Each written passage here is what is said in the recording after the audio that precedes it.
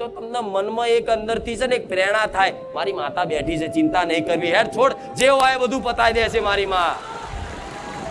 તો એક વિચારે તમારી માતા પ્રત્યેનો, મારા જેવી મેલડી પ્રત્યેનો આવતો હોય ને કે કુખાર મેલડી બેઠી છે, ભલે પહાડ જેવું દુઃખ આવી જતું, આ સહન નહીં થતું, માં તું જોજે જોજે જોજે, તો હું જોતી જ હોવ.